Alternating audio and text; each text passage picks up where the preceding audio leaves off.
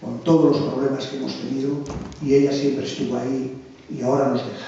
Ha decidido, por motivos personales, renunciar al Consejo, y en este momento nosotros le queremos entregar un ramo de flores, que es simbólico, pero le queremos entregar nuestro agradecimiento por estos 4 años de esfuerzo, de dedicación y de pasión que ha tenido con el Real Cruz Celta.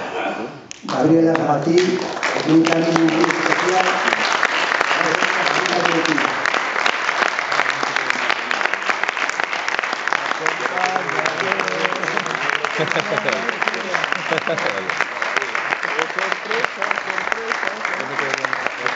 Muchísimas gracias.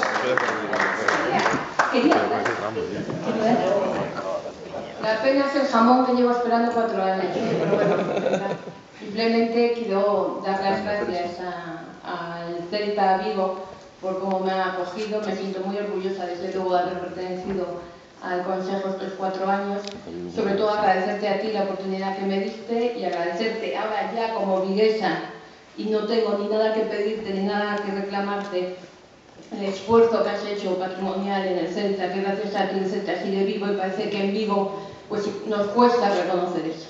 Entonces te lo quiero agradecer ahora que ya no soy del Consejo. Gracias, Carlos.